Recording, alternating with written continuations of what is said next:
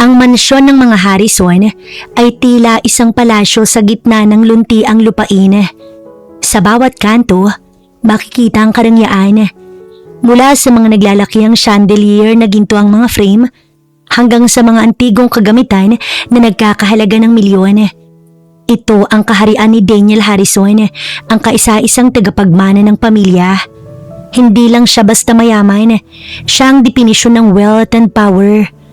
Sa loob ng kanyang master suite, nakatayo si Daniel sa tapat ng floor-to-ceiling window glass habang inaayos ang mamahaling relo. Mula sa kanyang pwesto sa ikalawang palapag, tanaw niya ang malawak na garden kung saan abala ang lahat para sa magarbong birthday party ng kanyang ama, si Don Roberto, mamayang gabi. Isang lumang jeep ang huminto sa gate, isang bagay na hindi nababagay sa sementadong daanan ng mansyon. Mula rito, bumaba ang isang dalaga na may bitbit na mga basket ng sariwang sangkap, si Jade. Si Jade ang anak ng kanilang matapat na kasambahay. Simple lang ang suot nito, isang kupas na t-shirt at maong na short. Pero sa mata ni Daniel, mas nagliliwanag ang ganda nito kaysa sa anumang palamuti sa paligid. Narito na po ang mga pinapasadyang sangkap ni nanay para sa lulutuin mamaya. Marahan ang boses ni Jade habang kausap ang gwardya. Hindi alam ni Jade na mula sa itaas, palihim siyang pinagmamasdan ni Daniel. Hinayaan ng binata na gumala ang kanyang tingin sa bawat galaw ng dalaga. May kung anong alab na nagliliyab sa dibdib ni Daniel tuwing makikita niya ang inosenteng mukha ni Jade. Matagal niya na itong gusto.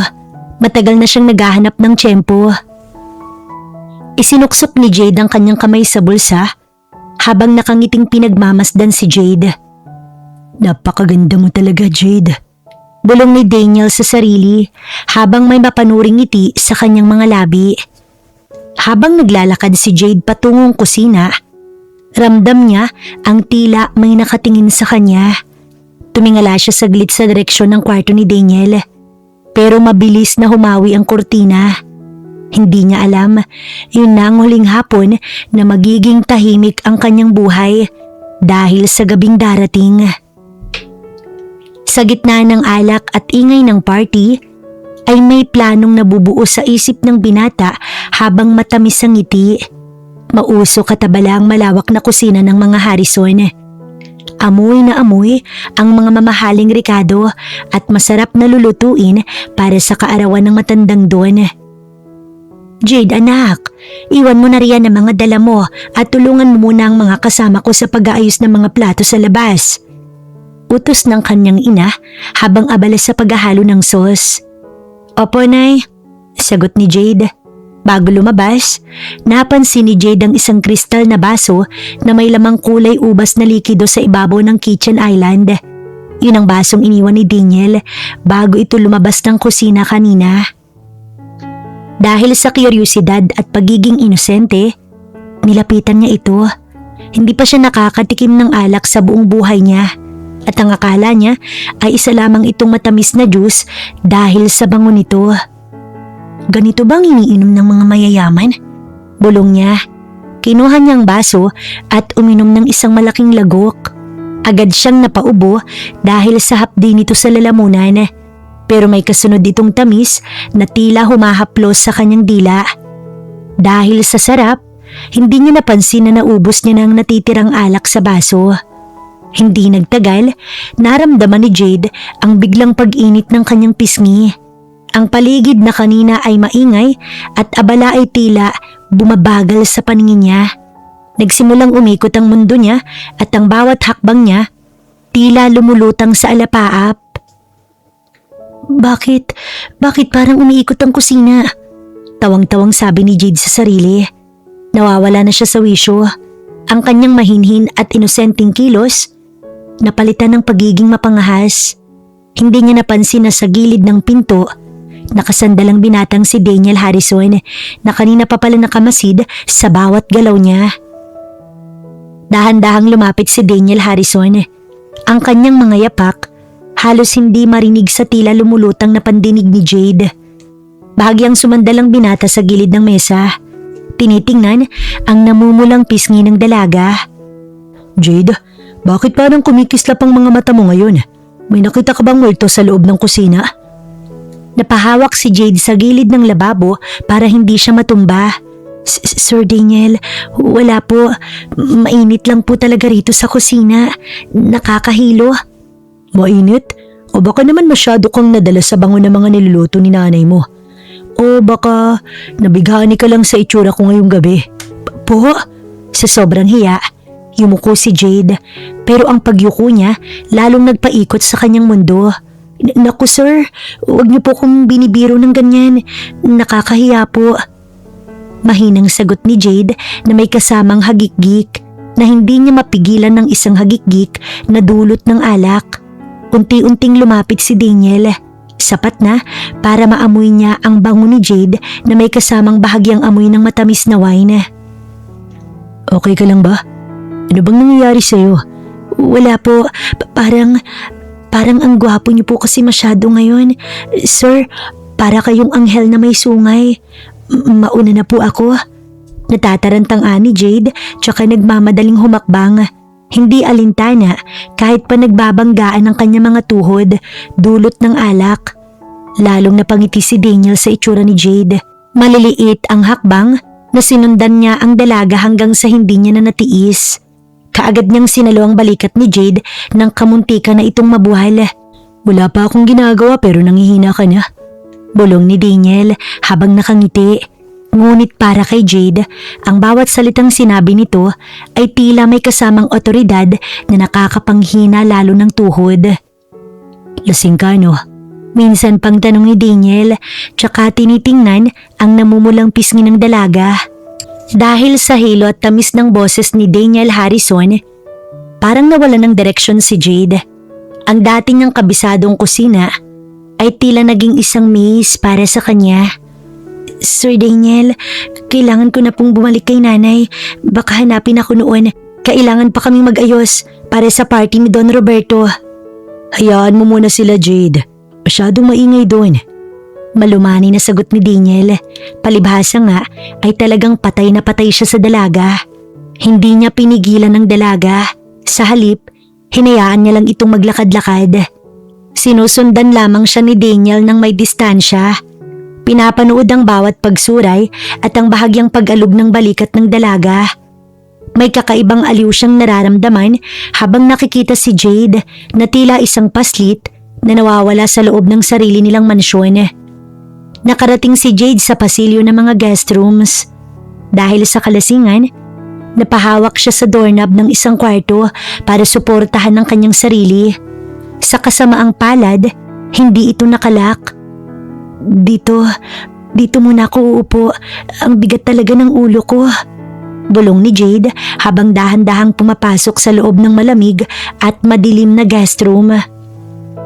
Ang tanging liwanag ay mula sa buwan na tumatagos sa bintana. Nanatili si Daniel sa may pintuan, nakasandal habang pinagmamasdan si Jade na naupo sa gilid ng malaking kama. Ang anino ng dalaga sa ilalim ng liwanag ng buwan ay lalong nagpadagdag sa pagnanasa ni Daniel na matagal niyang kinimkim. Alam mo ba kung nasan ka, Jade? Tanong ni Daniel.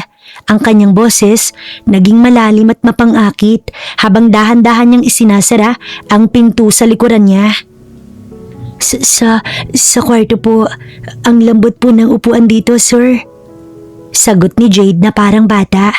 Habang sinusubukang imulat ng maayos ang mga mata niyang mapungay dahil sa alak.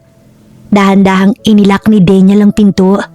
Ang tunog ng trangka ay tila hudyat ng pagsasara ng mundo nila mula sa ingay ng party sa ibaba.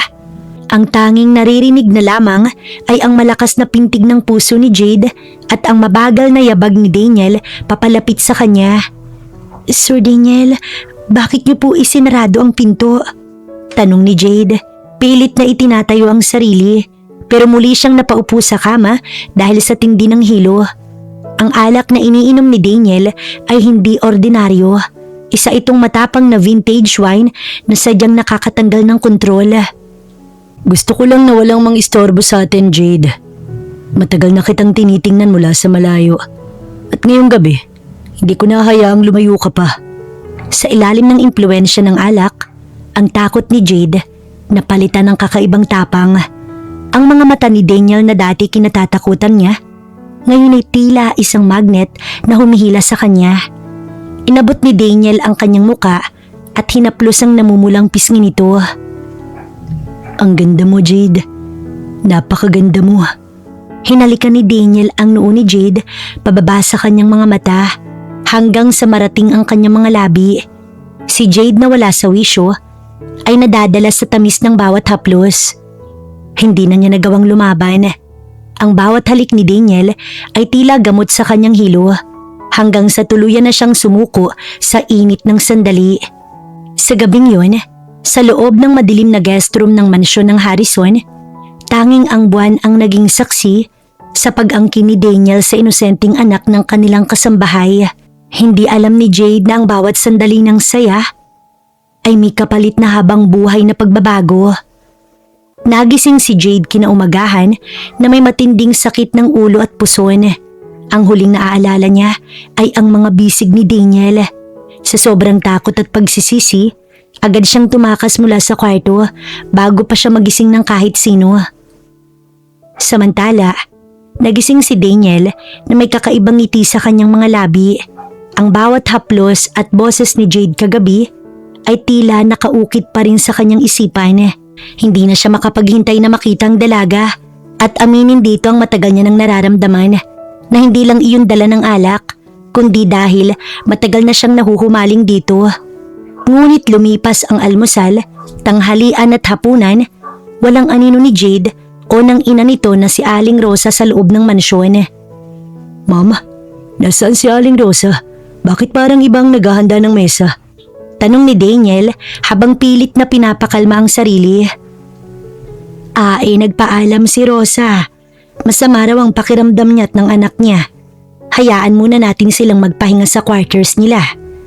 Sagot ng kanyang ina habang abala sa pagbabasa ng magazine. Nakahinga ng maluwag si Daniel, baka nahihiya lang sa nangyari. Pero lumipas ang 2, 3 araw, hindi pa rin lumalabas ang mag-ina. Hindi na nakatiis si Daniel.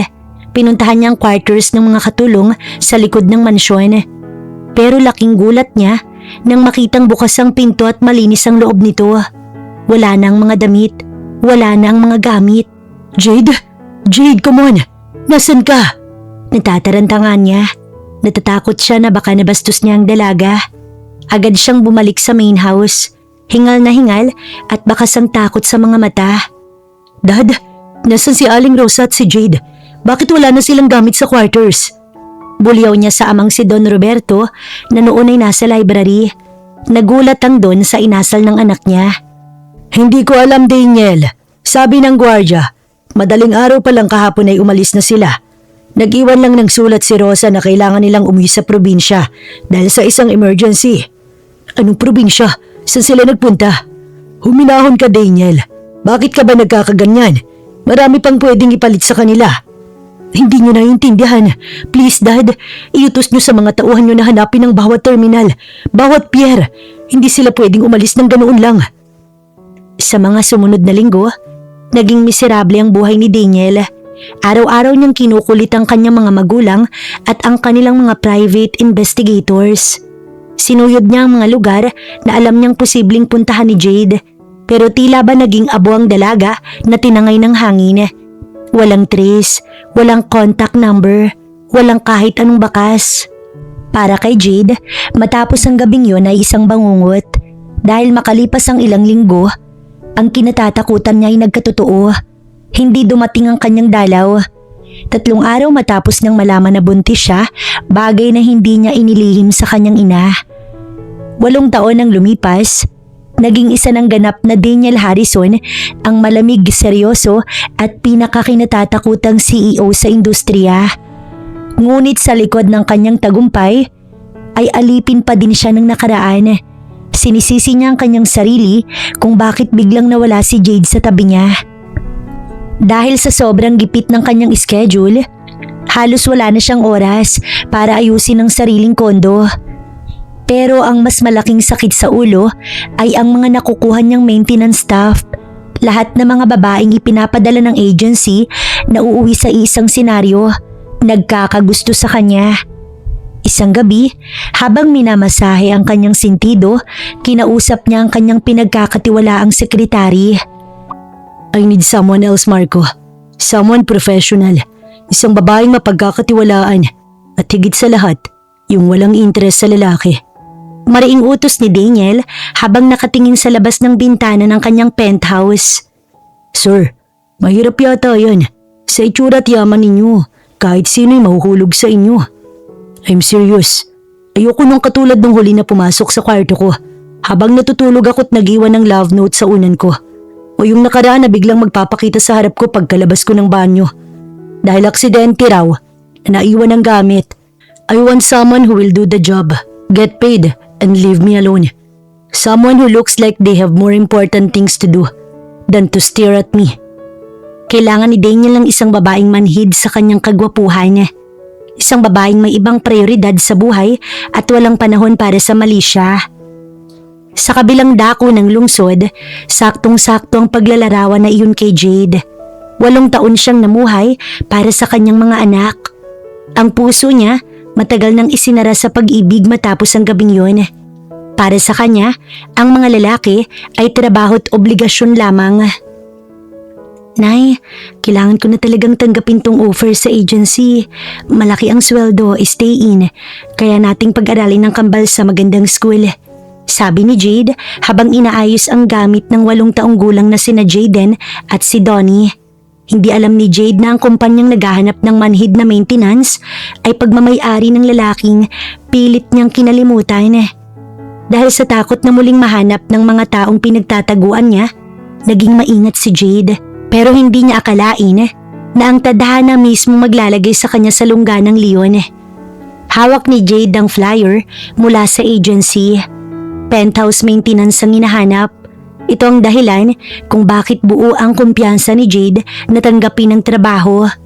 Sa loob ng 8 taon, ang pangalang Daniel Harrison ang tumatak sa isip niya bilang panganib. Pero ang pangalang nakalagay sa kontrata ay Sir Aris.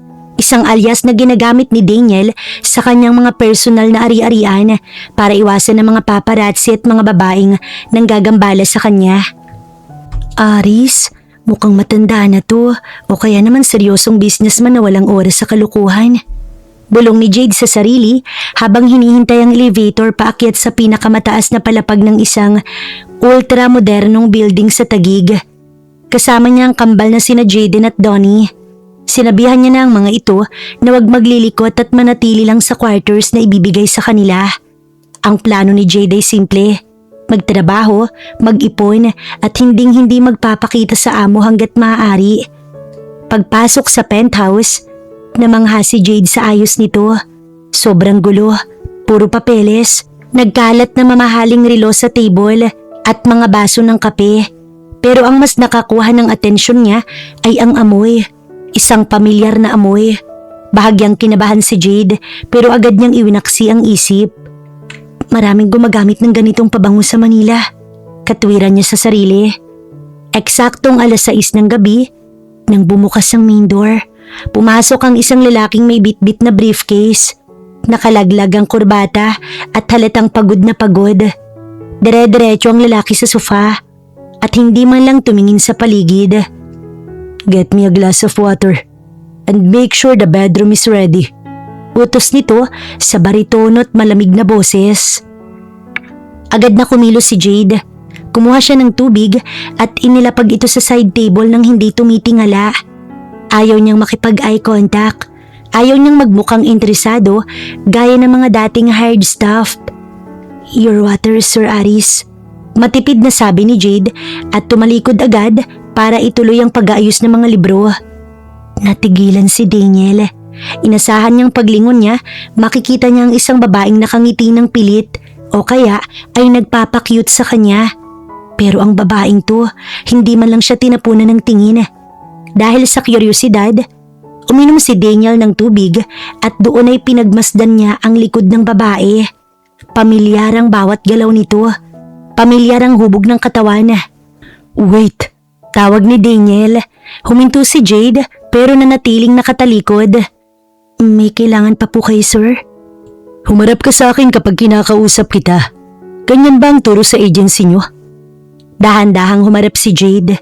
Handa ng kanyang professional face. Pero nang magtagpo ang kanilang mga mata, tila tumigil ang pag-ikot ng mundo.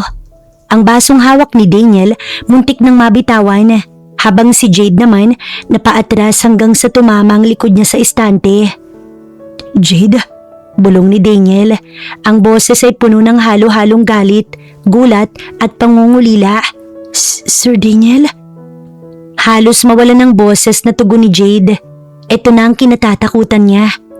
Ngunit magkagayon man ay hinarap ni Jade si Daniel ng may halong tapang at kalituhan. Pilit na itinatago ang panginginig ng kanyang mga kamay. Sir, hindi ko po naiintindihan. Bakit po kayo narito? Si Sir Aris Harrison ang amo ko. Siyang may-ari ng penthouse na to't hindi kayo. Nagkamali yata kayo ng pinuntahang unit. Mabilis na sabi ni Jade. Umaasang nagkataon lang lahat. Isang mapait na ngiti ang sumilay sa mga labi ni Daniel. Inilagay niya ang kanyang mga kamay sa bulsa ng kanyang mamahaling tuxedo at dahan-dahang umakbang papalapit kay Jade. Sapat na para maamoy ng dalaga ang pamilyar niyang pabango. I am Aris Jade. Daniel Aris Harrison. Ginagamit ko ang middle name ko para makaiwas sa mga taong gustong mambulabog sa pribadong buhay ko. Pero hindi ko akalain ang tadhana na mismo maghahatid sa iyo pabalik sa akin. Malamig na paliwanag ni Daniel. Si Marco, ang sekretary ni Daniel ang nag-asikaso ng lahat. Dahil sa utos ni Daniel na ayaw niyang madisturb, ginamit ni Marco ang pangalang Aris Harrison sa lahat ng dokumento ng penthouse. Ang kanyang middle name na hinding-hindi alam ni Jade. Sa panig naman ni Daniel, hindi niya tinitingnan ang resume ng mga aplikante. Dahil tiwala siya sa panlasa ni Marco pagdating sa mga profesional na trabahador. Kaya ng gabing yun, ang tadhana ay naglatag ng isang bitag na walang sino man sa kanilang nakahanda. Napako si Jade sa kinatatayuan niya. Gusto niyang hatakin ng kambal at tumakbo palabas ng pinto. Pero tila, nabasa ni Daniel ang nasa isip niya. Huwag mo nang balaking tumakas, Jade. 8 taon nang lumipas bago ka muling nagpakita. At sa tingin mo ba, hahayaan kitang makaalis ng ganun lang? Tandaan mo, pumirma ka ng kontrata sa agency at direkta sa akin. Kung aalis ka, idedemanda kita ng breach of contract. Sisiguraduhin kong kahit sa ang sulok ng bansa, wala nang tatanggap sa isa trabaho. At alam nating pareho, kailangan mo ang sweldong inaalok ko. Hindi nakasagot si Jade. Naramdaman niyang pagkagipit. Nakulong siya sa sarili niyang desisyon. Sa sandali ding yun, biglang lumabas mula sa quarters ang 2 bata. Mama, gutom na po kami. Sabay na napatingin si Daniel sa kambal. Ang galit sa kanyang muka, napalitan ng matinding kalituhan nang makita niya ang 2 batang tila kinuha sa kanyang sariling litrato nung siya'y bata. Nanigas si Daniel sa kinatatayuan niya nang marinig ang yabag ng maliliit na paa. Ang kanyang hininga tila nagbara sa kanyang lalamunan. Ang 2 batay hindi lang basta kamukha niya. Ang matangkad na ilong, ang hugis ng panga, at ang mapupungay na mga mata na tila laging may itinatagong talino.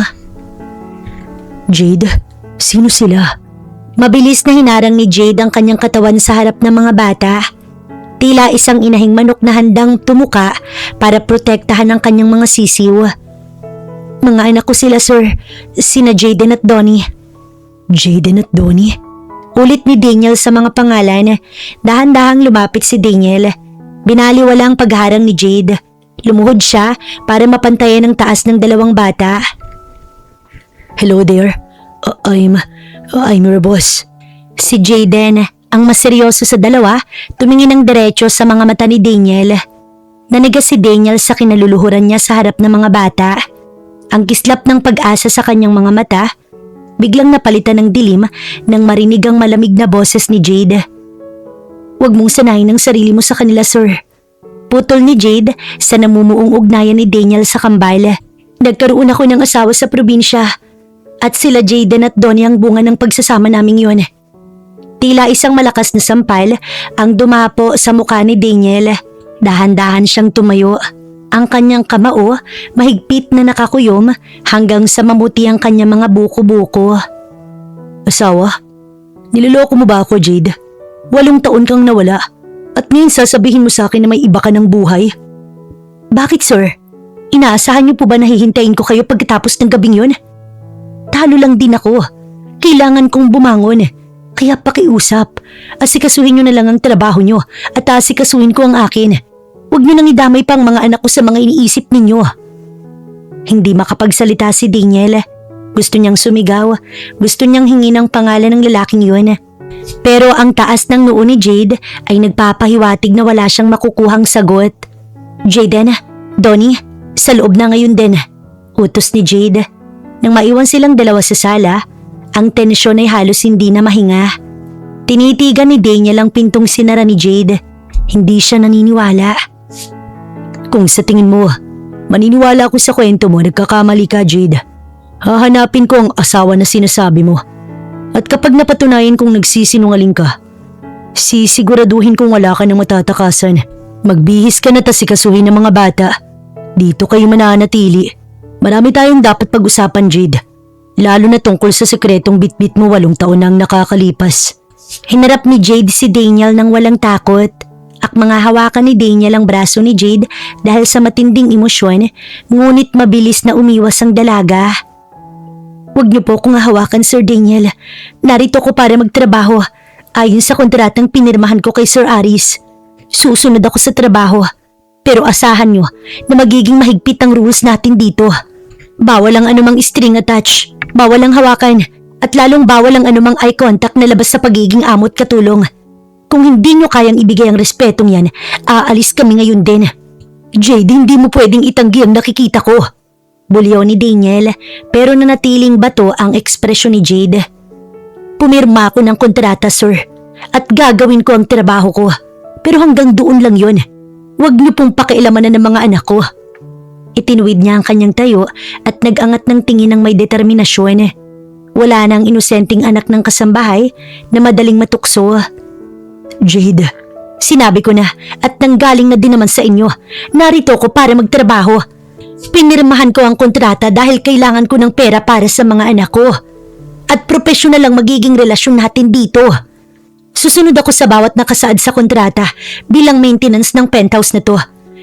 Pero asahan nyo na susunod din kayo sa mga kondisyon na bawal ang anumang strings attached. Magtatrabaho ko sa mga oras na itinakda. At pagkatapos nun, ituturing nyo kaming parang hangin lang sa loob ng bahay na to. Magbabayad kayo ng sweldo at ibibigay ko ang serbisyong kailangan nyo. Yun lang, sir. Yun lang ang namamagitan sa atin ngayon. Talaga? Pagkatapos ng gabing yun, sa tingin mo'y ganun lang kadaling maging hangin sa paningin ko, Jade? Lalo na't may 2 bata rito na ang mukha'y sapat na para sabihin sa akin ang lahat ng katotohanan. Ang kontrata ang batas natin dito, sir. Kung hindi nyo kayang respetuhin ang hangganan ko, aalis ako. Kahit i-demanda nyo pa ako. Fine. Let's play by your rules for now, Jade. Pero tignan natin kung hanggang kailan mo kayang iwasan ng mga mata ko. Kinagabihan, hindi kaagad dinalaw ng antok si Daniel. Ang bawat salita ni Jade tungkol sa kanyang asawa daw ay parang tinik na nakabaon sa kanyang lalamunan. Agad niyang tinawagan si Marco.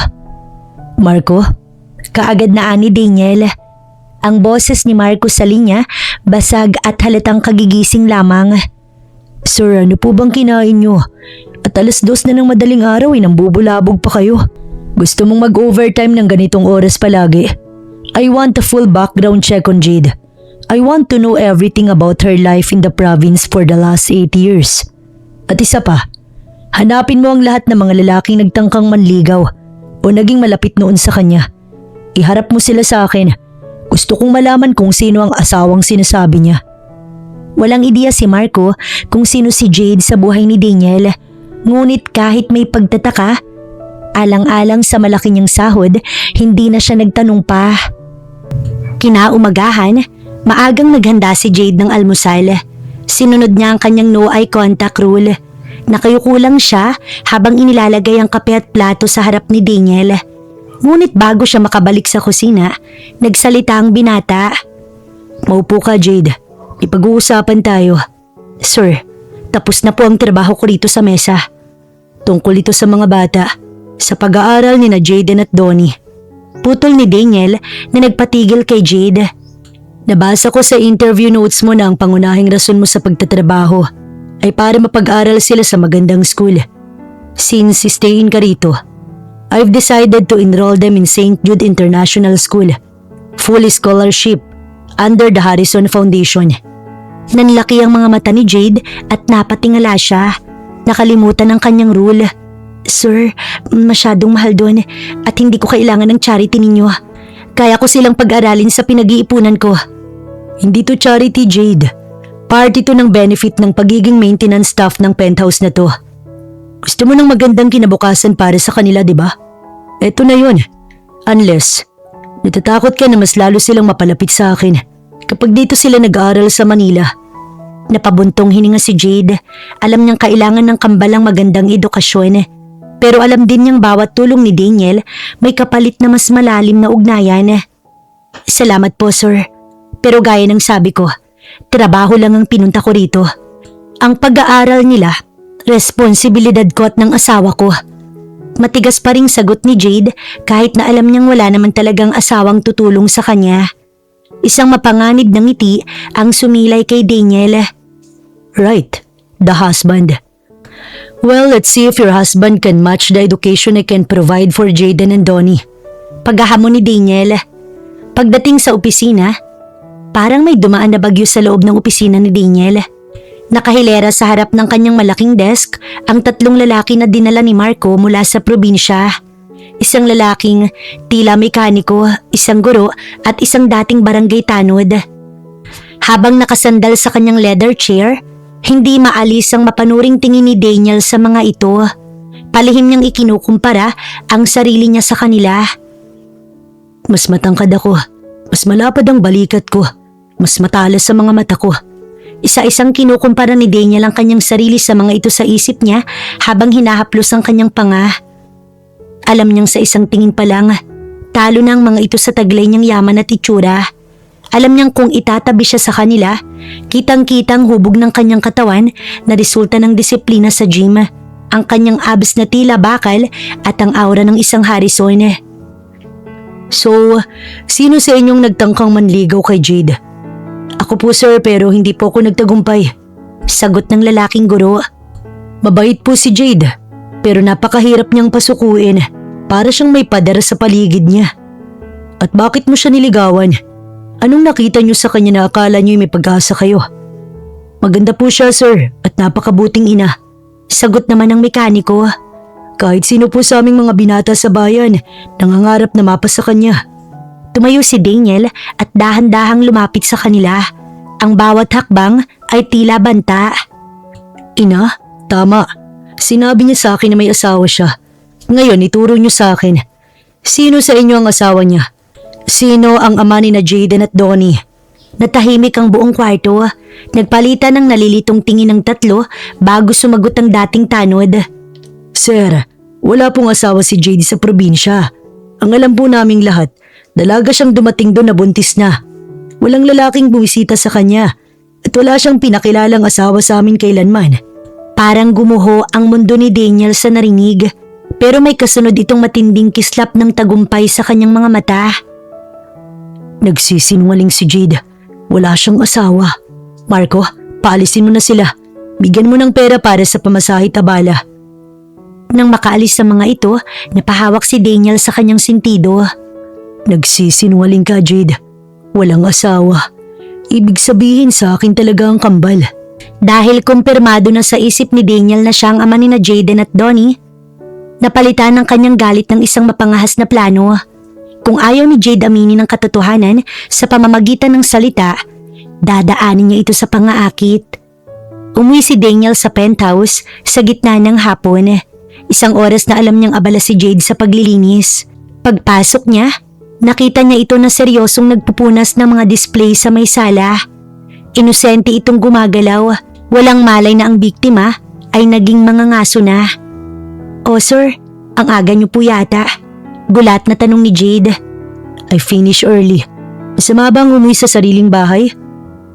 Tinanggal niya ang kanyang tuxedo jacket at sinadyang luwagan ng kurbata. Sapat para bumukas ang unang 3 butones ng kanyang polo. Ipinapakita ang matitigas na muscles sa kanyang dibdib.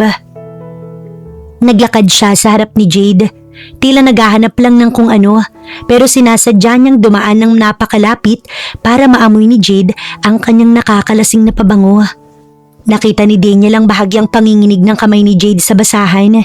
Isang senyales na hindi ito kasing manhid na ipinapakita nito. Mainit ang panahon. Maglalangoy muna ako sa infinity pool. Anunsyo ni Daniel. Pagkaraan ng ilang minuto, saktong dumaan ang gardener niya na lingguhan kong bumisita. Nainutusan ni Daniel ang isa pang helper na tawagin si Jade para magdala ng fresh juice sa pool area. Pagdating ni Jade, saktong umahon si Daniel mula sa tubig. Tila tumigil ang mundo ni Jade. Ang sikat ng araw ay tumatama sa basa at kumikinang na balat ni Daniel. Kitang-kitang bawat detalye ng kanyang six-packs abs na tila inukit sa bato at ang tubig na gumagapang pababa sa kanyang V-line. Ngunit ang mas nagpalaki sa mga mata ni Jade at nagpainit sa kanyang buong muka ay ang suot ni Daniel na hapit na trunks. Dahil sa pagkakabasa, talaga namang bakas na bakas ang ipinagmamalaki nito. Nanunokso ito sa paningin ni Jade. Ramdam ni Jade ang panunuyo ng kanyang lalamunan. Jade, are you just going to stand there and stare? Nakakalokong tanong ni Daniel habang nagpapahid ng buhok. Pilit na ipinapakita ang kanyang matitigas na biceps. Eto na po sir. Nauutal na sabi ni Jade. Nanginginig ang kamay habang inilalapag ang baso. Muntik na siyang matumba nang dumaan si Daniel sa tabi niya. Sinadyang idampi ang basang balat nito sa braso ni Jade. You look flushed, Jade. Mainit ba? Bulong ni Daniel malapit sa kanyang tenga bago ito uminom ng juice habang nakatitig ng diretso sa mga mata ng dalaga. Dahil sa sobrang tindi ng kaba, hindi dahil sa attraction kundi sa pagkairita, hindi na napigilan ni Jade ang kanyang sarili. Hinarap niya si Daniel kahit na basang-basa pa ito at halos hubad na sa harapan niya. Sir, pakiusap lang. Matapang na panimula ni Jade. Pilit hindi titingin sa ibaba kung saan talaga namang kitang-kitang pinagmamalaki ni Daniel. Tigilan niyo na po ang pagpapapansin sa akin. Alam ko po ang ginagawa niyo. Hindi po ako bulag para hindi mapansin na sinasadya niyo ang bawat kilos niyo sa harap ko. Sandaling natigilan si Daniel. Pero sa halip na magalit, unti-unting kumawala ang isang marahan at mapang-asar na tawa sa kanyang mga labi. Humakbang siya palapit kay Jade. Ang tubig mula sa kanyang buhok, tumutulo pa sa kanyang matikas na dibdib. Pagpapapansin? Jade, baka naman masyadong malakas ang imahinasyon mo. O baka naman, pangarap mo lang yan. Lalong namula ang mga pisngi ni Jade. Look at me, Jade. Ang kagapuhang to. Matagal na itong nakaukit dito. Hindi ko kailangan magpapansin dahil kahit saan ako magpunta, ang mga mata ng tao ang kusang humahanap sa akin. Baka naman ikaw lang tong nangangarap ng bawat galokoy para sa'yo. I'm just living my life in my own penthouse. Kung naaapektuhan ka sa nakikita mo, baka ikaw ang may problema sa no contact rule mo at hindi ako. Lumapit pa siya ng kaunti. Sapat na para maramdaman ni Jade ang init na nanggagaling sa katawan ng binata. Baka ikaw lang ang nagpapapansin sa akin ngayon, Jade. Dahil hindi mo na matiis na hindi ako tignan. Napakayabang niyo po talaga kahit kailan, Sir Daniel. Harrison, Jade. Sir Harrison. Pahabol na biro ni Daniel habang pinapanood ang nagmamadaling pag-alis ng dalaga. Sa loob-loob ni Daniel, alam niyang panalo siya sa round na to. Alam niyang sa kabila ng pagmamatigas ni Jade ay hindi ito nakaligtas sa charm na unti-unti niyang ibinabalik. Dahil sa isang emergency sa agency, kailangang lumabas ni Jade sandali para ayusin ang kanyang mga papeles. Kampante siyang iniwan ng kambal sa isang marangyang area kung saan naglalaro ang mga anak ng mayayaman. Habang wala si Jade, sina Jaden at Donnie tahimik na naglalaro ng kanilang mga black towers sa isang sulok. Ngunit hindi nagtagal, lumapit ang isang batang lalaki na mukhang spoiled. Kasunod ang kanyang yaya. Hey, bakit kayo nandito? Sabi ni Mami, para lang sa mga rich kids ang play area na to. Sigaw ng bata, sabay sipat sa tower ni Donnie. You look like helpers, kids. Alis na kayo dyan. Hindi natinag si Jaden. Tumayo siya at hinarap ang bata. Nagbabayad ang amo ni Mama dito, kaya may karapatan kami. Huwag mo kaming ituloy na bulihin. Eh ano ngayon? Wala naman kayong daddy. Sabi ng yaya ko, mga anak daw kayo sa labas. Eksaktong pababa si Daniel mula sa gym nang marinig niya ang kaguluhan. Nagpantig ang kanyang tenga sa narinig. Nakita niya si Donnie na nakaupo sa sahig at si Jayden na handa ng lumaban para sa kapatid. Bago pa man makaganti ang bully, isang malaki at matipunong anino ang lumitaw sa likuran ng kambal. Ang presensya ni Daniel sapat na para tumahimik ang buong silid. Anong sabi mo? Malamig na tanong ni Daniel habang nakatitig sa batang bully at sa yaya nito na biglang namutla. Sir Daniel, bata lang po sila, nagkakapikunan. Nauutal na sabi ng yaya. Narinig ko siya. And let me correct you. Ani Daniel habang inaalalayan si Donnie na tumayo at hinahawakan ng balikat ni Jayden. Sa unang pagkakataon, naramdaman ng kambal ang proteksyon ng isang ama. These two are under my protection. At kung sasabihin mong wala silang daddy, nagkakamali ka. Dahil kapag ginulit niyo pang panlalait sa kanila, sisiguraduhin kong pati ang magulang ng batang to ay mawawalan ng lugar sa building na to. Let's go, boys. Pag-uwi ni Jade, laking gulat niya nang madatnan niya si Daniel na seryosong tinuturuan ng dalawa kung paano magboxing sa gitna ng sala. Sir, anong nangyari? Hingal na tanong ni Jade, tumingin si Daniel sa kanya. Ang mga mata puno ng determinasyon. Tinuruan ko lang silang lumaban. Dahil sa mundong to, Jade, kailangan nilang malaman na may Harrison na nakatayo sa likod nila. Kahit ayaw mo pang aminin ang totoo. Dahil hindi na kontento ang pamilya ng batang bully sa nangyari sa play area, ipinatawag ang lahat sa opisina ng guidance counselor ng St. Jude. Sakto kasing pareho din ng eskwelahan nang pinapasukan ng kambalat ang batang bully. Naroon si Jade, nakayuko at mahigpit ang hawak sa mga kamay ni na Jayden at Donnie. Sa harap nila ay ang ama ng batang bully, isang lalaking nakasuot ng mamahaling barong at mayabang na nakasandal sa upuan.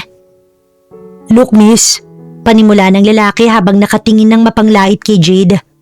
Alam kong maintenance staff ka lang dito sa building. Ang mga anak mo hindi nararapat sa paaralang to. Kung ang ituturo mo lang sa kanila ay ang makipag-away sa mga batang may breeding. I want them expelled. Sir, hindi naman po sila nagsimula. Mahinahong depensa ni Jade, pero nanginginig ang kanyang boses sa takot na baka mapatalsik ang mga anak niya. Pinagtanggol lang po ni Jade ng kapatid niya. Wala akong pakialam. You're just a maid. Wala kang boses dito. Bulyaw ng lalaki. Eksaktong bumukas ang pinto at pumasok si Daniel Harrison. Hindi na siya naka-business suit. Suot niya ang isang itim na polo shirt na hapit sa kanyang matikas na katawan. Sapat para bakasin ang kanyang otoridad. Sino ang walang boses dito? Malamig na tanong ni Daniel. Tumayo ang ama ng bully. Akala niya isa lang ding itong magulang. Sino ka ba? Huwag ka mangingialam dito. Kausap ko ang katulong na to. Isang mapanganib ng ngiti ang sumilay sa labi ni Daniel. Lumapit siya kay Jade at tinabihan ito. Ang kanyang presensya tila isang pader na hindi matitibag. I am Daniel Harrison and you are talking to my personal staff and the mother of these two boys. Biglang napatayo ng tuwid ang lalaki. Namutla ito at tila gustong lamunin ng lupa nang mapagtanto kung sino ang kaharap niya. Ang apelyedong Harrison ay hindi lang basta pangalan. Ito ang nagmamay-ari ng kalahati ng mga lupain ng lungsod na ito. Mr. Harrison, pasensya na po. Hindi ko alam na... I am the legal guardian of Jayden and Donnie Harrison. Mariing deklarasyon ni Daniel na nagpagulat maging kay Jade. At ang paaralang to, I am the major donor of their foundation. So if there's anyone who should be expelled, it's your son for bullying my boys. At ikaw, baka gusto mong i-review ko ang mga business loans mo sa Harrison's Bank. Napalunok ang lalaki at agad humingi ng paumanhin bago mabilis na hinila ang kanyang anak palabas ng silid. Nang maiwan silang tatlo, hinarap ni Jade si Daniel. Sir, bakit niyo sinabi yun? Guardian? At bakit niyo dinugtungan ng Harrison ang pangalan nila? Tumingin si Daniel ng diretso sa mga mata ni Jade. Binaliwala ang kanilang no eye contact rule. Dahil yun ang totoo, Jade. Guardian man sa papel o sa dugo, hinding-hindi ko hahayaan na may mang maliit sa kanila. Harrison sila dahil akin sila. Pagtatapos ni Daniel sa usapan at palagay ni Jade, wala na siyang magagawa. Kahit pa kontrahin si Daniel, lalo't pinagtanggol naman sila nito, kaya't palalagpasin niya na muna. Pag-uwi ng penthouse, nanatiling tahimik si Jade habang inaasikaso ang pagtulog ng kambal. Ngunit sa loob ng kanilang kwarto, habang nakahiga na sina Jaden at Donnie, hindi na maikubli ang kuryosidad sa mga mata ng bata. Mama, bakit po sabi ni Sir Daniel, Harrison din ang pangalan namin? Hindi ba? Hindi ba sabi niyo po sa probinsya, ang tatay namin ay nasa malayo? Mahinang tawag ni Donnie habang yakap ang kanyang unan. Natigilan si Jade sa pag-ayos ng kumot. Ang kaba sa kanyang dibdib ay tila sasabog. Yun ba? Kasi si Sir Daniel ang boss natin. Gusto niya lang tayong protektahan kaya sinabi niya yun sa school para hindi na kayo awayin ng batang bully. Ngunit si Jade na mas mapag-obserba at mas matalino sa kanyang edad ay bumangon at tumingin ng diretso sa kanyang ina. Pero mama, napansin ko po sa tuwing titingnan niya kami, parang may hinahanap siya at noong nandoon po tayo sa school, ang higpit ng hawak niya sa balikat ko, parang siya yung totoo naming tatay. Jaden anak, wag mong isipin yan. Si Sir Daniel, isa siyang mayamang tao. Marami siyang kailangang asikasuhin. Mabait lang siya sa inyo dahil dito tayo nakatira. Pero bakit kamukha namin siya, mama? Hirit pa ni Donnie. Sabi ni nanay sa probinsya nun, ang tatay ko raw isang gwapong prinsipe. Si Sir Daniel po ba yun? Matulog na kayo, may pasok pa bukas. Basta tandaan nyo, mahal na mahal kayo ni mama. Nang makalabas si Jade ng kwarto, ay pikit mata siyang napasandal sa pinto habang hawak ang dibdib. Hindi niya napansin na nasa labas ng pinto ay nakasandal pala si Daniel. Narinig nito lahat. Ang bawat tanong ng mga bata tila humihiwa sa kanyang puso, lalo na ang pagsisinungaling ni Jade. Hanggang kailan mo itatago sa kanila ang totoo, Jade? Prinsipe pala ang kwento mo sa kanila. Bakit hindi mo sabihin na ang prinsipe na yun ay nasa harap mo lang? Hinarap ni Jade si Daniel na may namumuong luha sa mga mata, pero hindi ito luha ng kahinaan, kundi galit at paninindigan. Hinila niya si Daniel palayo sa pinto ng kwarto ng mga bata para masiguro na hindi sila magigising. Ano pa bang dahilan ng gusto mong marinig, Sir Daniel? Oo, nandito ka. Ikaw ang biological father nila. Pero para sa akin, isa lang ang katotohanan. Isang malaking pagkakamali ang gabing yun. Pagkakamali? Jade, may 2 bata sa loob ng kwartong yan na bunga ng gabing yun. Are you calling them a mistake? Huwag mong baluktutin ang sinasabi ko. Ang mga anak ko ay biyaya, pero ang paraan kung paano sila nabuo, ang pananamantala mo sa kalasingan ko, at ang pag-iwan ko sa mansyon nyo, yun ang pagkakamali. Aksidente ang lahat, Daniel. At sa mundong kinagisnan nila sa probinsya, mas payapa silang naniniwala na ang tatay nila isang magandang alaala, kaysa malaman nila ang tatay nila ay mayamang boss na tingin sa kanila ay obligasyon lang. Hindi na mahalaga na malaman nilang totoo. Dahil kahit anong gawin mo, hindi mo mababalik ang 8 taon na wala ka. Para sa kanila, maintenance staff lang ako at ikaw ang boss na nag-ibang pangalan para magtago. Panindigan na lang natin yun. Naningkit ang mga mata ni Daniel. Hinawakan niya ang pader sa magkabilang gilid ni Jade. Kinukulong ang dalaga sa kanyang mga bisig. Isang pagkakamali. Kung pagkakamali lang ang lahat para sa'yo, bakit hanggang ngayon nanginginig ka pa rin kapag malapit ako sa'yo? Bakit kailangan mong gumawa ng no contact rule kung talagang wala na akong halaga sa'yo?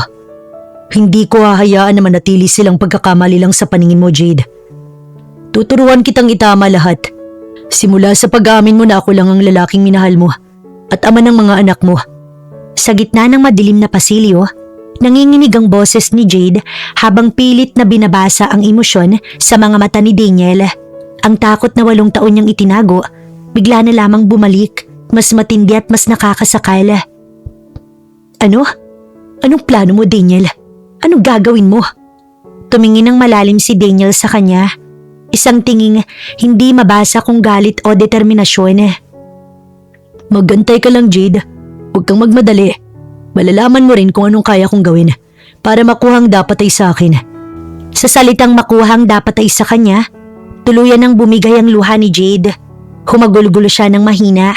Pilit na tinatakpan ng kanyang bibig para hindi magising ang kambal. Ito na ba yun? Kukunin mo ba sila sa akin? Daniel, pakiusap. Huwag ang mga anak ko. Yun ang kinatatakutan ko kaya ako umalis noon nang walang paalam. Alam ko kung gaano kayo kayaman. Alam ko na isang pitik mo lang, kaya mong kunin ang lahat sa akin dahil isa lang akong anak ng katulong. Pero wag sila. Sila lang ang meron ako. Kahit anong parusa tatanggapin ko, kahit gawin mo kung alipin habang buhay dito sa penthouse mo, gagawin ko. Huwag mo lang ilayo sa akin ang mga anak ko. Huwag mong gamitin ang kapangyarihan mo para pagnakawan ako ng karapatan bilang ina. Natigilan si Daniel. Hindi niya inaasahan na ganoon katindi ang trauma na iniwan niya kay Jade. Dahan-dahang hinawakan ni Daniel ang mga balikat ni Jade at pilit itong itinayo. Jade, tumingin ka sa akin. Hindi ko sinabing kukunin ko sila mula sa'yo. Sinabi ko na kukunin ko ang dapat ay sa akin. At kasama ka doon. Sa tingin mo ba, kaya kong palakihin ng mga batang yan ng walang inang nag-aalaga sa kanila sa loob ng 8 taon? Hindi ako ang kaaway rito, Jade. Pero hindi ko rin hahayaan na itago mo pa sila sa akin. Yun ang ibig kong sabihin. Gusto ko ring tumayo bilang ama nila. Lumambot ang ekspresyon ni Daniel. Sa halip na magmatigas, hinawakan niyang magkabilang kamay ni Jade at tinitigan ito ng may katapatan na ngayon lang nakita ng dalaga. Jade, pakiusap. Ipakilala mo ko sa kanila bilang ama nila. Bakit, Daniel? Bakit mo ipipilit ang sarili mo sa isang aksidente na nangyari 8 taon nang nakaraan? Dahil hindi yun aksidente para sa akin. Jade, hindi mo ba nahalata? Noon pa man, bago pa ang party na yun, gustong-gusto na kita. Kaya ako laging nasa kusina. Kaya ako laging naghahanap ng dahilan para makita ka. Ang gabing yun, maaaring mali ang naging paraan ko dahil sa alak. Pero ang nararamdaman ko sa iyo ay totoo. Napasinghap si Jade. Ang akala niyang paglalaro lang noon ng mayamang binata ay may kalaliman pala. Akala mo ba kaya kita pinahanap ng 8 taon? Ay dahil lang sa hindi pagpasok ng nanay mo? Hindi, Jade. Pinahanap kita dahil hindi ako makahinga nang wala ka. At ngayong alam ko na may mga anak tayo, hindi ko na hayaang mawala pa kayo ulit. Hayaan mong punan ko ang 8 taon na wala ko. Hayaan mong maging ama ko kina Jaden at Donnie. Hindi bilang isang Harrison na boss mo, kundi bilang Daniel na mahal ka. Ibigay mo sa akin ang pagkakataong to, Jade.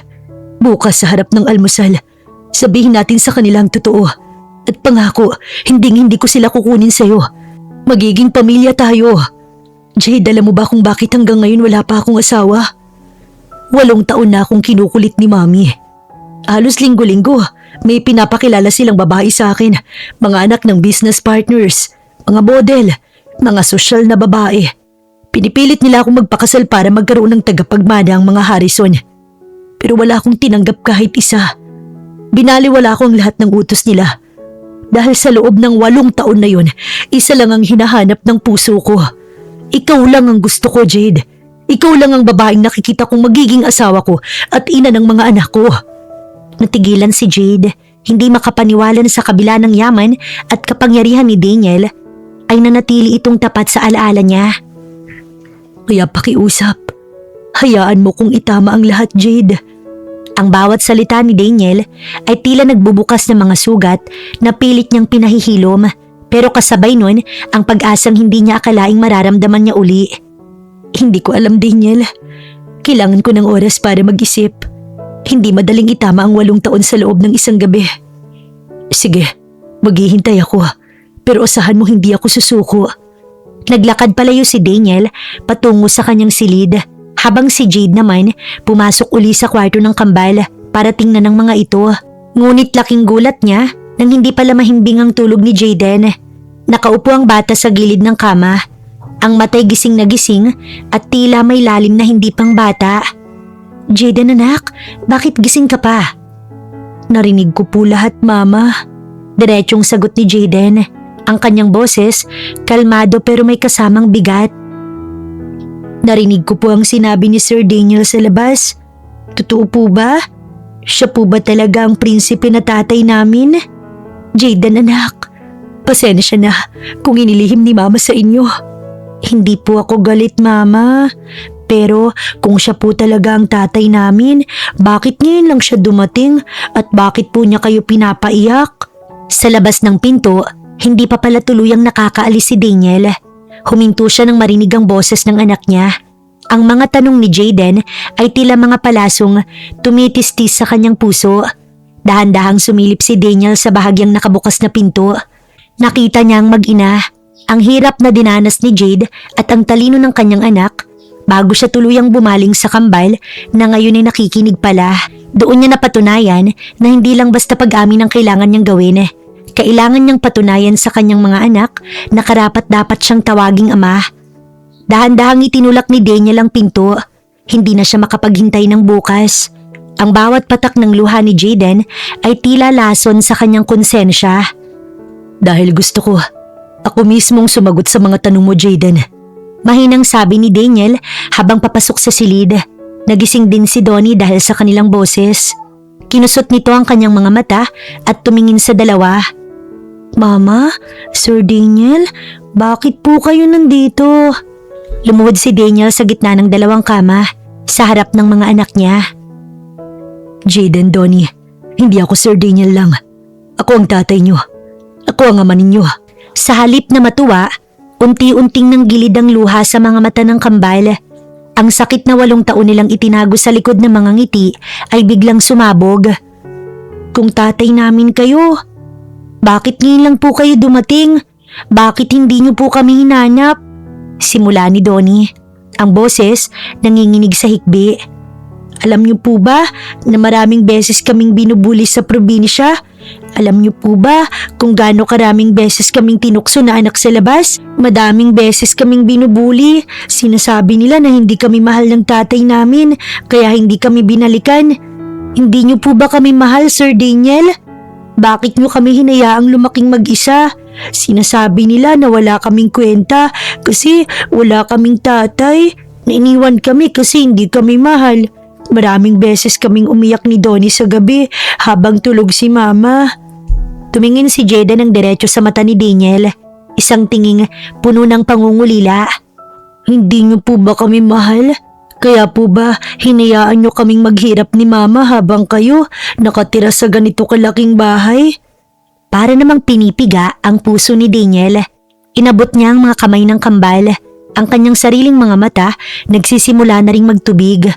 Hinanap ko kayo araw-araw, gabi-gabi. 8 taon akong hindi tumigil sa pagtatanong kung nasan kayo. Hindi ko alam na nandun kayo sa malayo. Patawarin niyo ako kung wala ko doon nung kailangan niyo ng tagapagtanggol. Patawarin niyo ako kung hinayaan ko kayong maniwala na hindi ko kayo mahal. Dahil lang totoo, kayo ang pinakamahalagang bagay na nangyari sa buhay ko. Yumuko si Daniel at idinampi ang kanyang noo sa mga kamay ng mga bata. Hinding-hindi ko na hayaang may mga api sa inyo. Mula ngayon, ako na ang padar niyo. Ako na ang tatay niyo na hinding-hindi na haalis. Napaiyak na rin si Jade sa gilid habang ang kambal dahan-dahang yumakap kay Daniel, ang yakap na 8 taon nilang hinanap. Sa gitna ng hikbi ng mga bata at ng pagsusumamo ni Daniel, ang pader na 8 taon na itinayo ni Jade tuluyan ng gumuho. Ang galit, takot at pag-aalinlangan na naging proteksyon niya tila natunaw sa init ng katapatan ni Daniel. Hindi na napigilan ni Jade ang sarili. Humakbang siya palapit at lumuhod din sa tabi ni Daniel. Niyakap niya ang kambal habang ang kabilang kamay niya humawak sa balikat ni Daniel. Patawarin niyo si Mama. Patawarin niyo ako kung naging marami akong sikreto. Hindi dahil hindi kayo mahal ni Daddy, kundi dahil natakot si Mama na baka mawala kayo sa akin. Nang marinig ang salitang Daddy mula sa bibig ni Jade, tila isang mabigat na pasanin ang nawala sa dibdib ni Daniel. Inabot niya si Jade at ang kambal. Kinulong silang tatlo sa kanyang malapad at protektadong mga bisig. Isang pamilya na sa wakas ay buo na. Daddy, totoo po, hindi na po kayo aalis? Nauutal na pag-uulit ni Donnie. Hinding-hindi na. Hinding-hindi ko na kayo hahayaang umiyak ng mag-isa uli. I'm here now. And I'm never letting go. Sa gabing yon, sa loob ng kwartong dati ay puno ng tanong. Tanging tunog na lang ng mahihinang hikbi ng sayang maririnig. Si Jade na dati hirap na hirap pasanin ng mundo ay sa wakas nakaramdam ng may katuwang na siya. Kinaumagahan, nagising si Daniel na may mga maliliit na bisig na nakapulupot sa kanya. Sa gitna ng kanyang malaking kama, pumasok doon ang magkapatid para salubungin ng ama ng matamis na pagbati. Hindi din naman kasi pumayag si Daniel na sa iisang kwarto sila magsama-sama. Kahit na lamang okay na sila ni Jade, wala pa din naman silang maayos na usapan ni Jade kung ano nga ba talaga sila. Bakit kayo nandito? Iniwan niyo si Mommy? Ani Daniel sa dalawa. Tara po Dad, gisingin po natin. Pangahamon ni Donnie. Napangiti si Daniel at kaagad na sumama sa dalawa. Inabutan nilang taimtim ang pagtulog ni Jade. Ang mukha ay payapa na sa wakas. Hindi na nakatiis si Daniel. Dahan-dahan niyang hinalikan ang noo nito. Let's go boys. Let's make breakfast for Mommy. Nakangiting sagot ni Daniel, isang bagay na hindi niya kailanman ginawa para sa kahit sinong babae, ang magluto. Sa kusina, masayang nagkakagulo ang tatlo. Si Daniel ay nakasuot lamang ng apron sa ibabaw ng kanyang pang-itaas na pambahay, habang ang kambal ay abala sa pag-aabot ng mga sangkap. Nagising si Jade sa amoy ng pancakes at tawanan. Paglabas niya, hindi niya mapigilang mapangiti nang abutan niya si Daniel na seryosong nakikipag-agawan ng espatula kay Jaden. Ngunit ang masayang tagpo ay biglang naputol nang tumunog ang doorbell ng penthouse. Ako nang magbubukas, presinta ni Daniel. Akala niya si Marco lang na may dalang mga papeles. Pagbukas ng pinto, nanigas si Daniel. Naroon ang kanyang mga magulang, si Don Roberto at ang kanyang asawang si Doña Esmeralda. Daniel, iho, hindi mo sinasagot ang mga tawag ko kaya kami nang pumunta. May pakikilala sana kaming... Naputo lang sasabihin ni Doña Esmeralda nang makita ang ayos ng anak niya. Bakit ka naka-apron? At sinong... Nanlaki ang mga mata ng mag-asawa nang lumabas mula sa kusina ang kambal. Kasunod si Jade na may hawak na plato. Ma, sino po sila? Tanong ni Donnie habang lumalapit kay Daniel.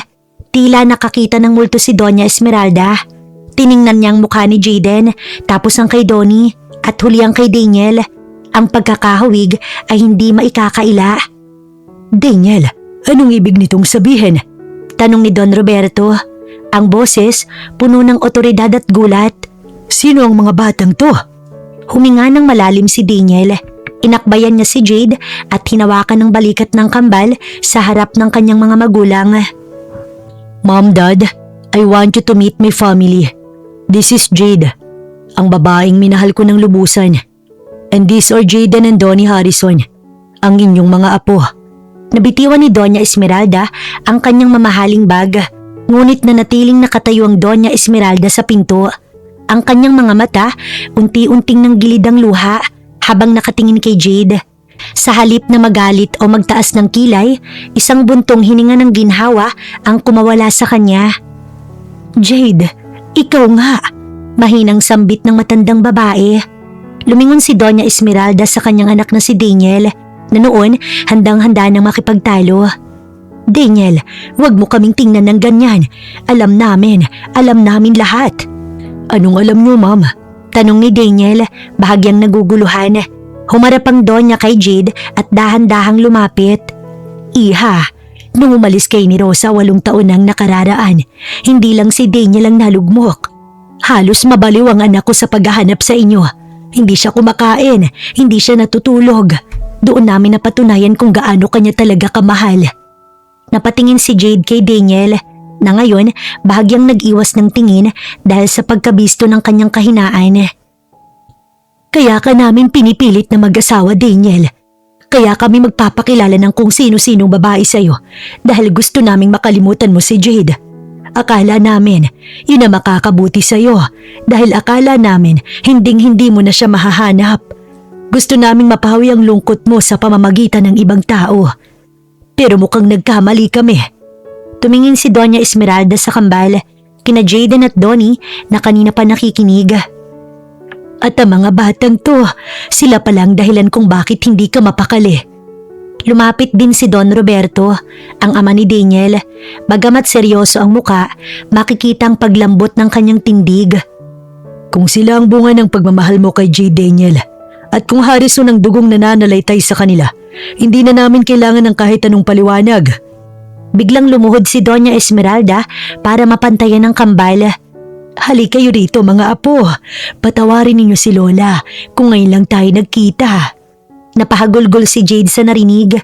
Ang kinatatakutan niyang pagtataboy ng mga Harrison na palitan ng isang mainit na pagtanggap na hinding-hindi niya inaasahan. Pagkatapos ng puno ng emosyong pagtatagpo sa mga magulang ni Daniel, sumapit ang gabi sa penthouse. Ngunit imbis na bumalik sa dating ayos, tila may bagong rules na itinakda ang kambal. Habang nag-aayos si Jade sa kwarto ng mga bata, pumasok si Daniel para magpaalam at mag-goodnight. Ngunit bago pa siya makatalikod, hinila ni Donnie ang laylayan ng kanyang t-shirt.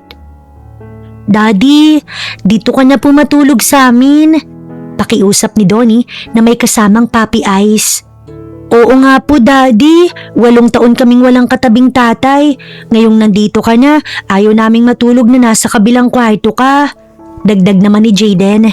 Napatingin si Daniel kay Jade, humihingi ng tulong, pero tanging kibit balikat at tipid ng ngiti lang ang isinagot ng babae.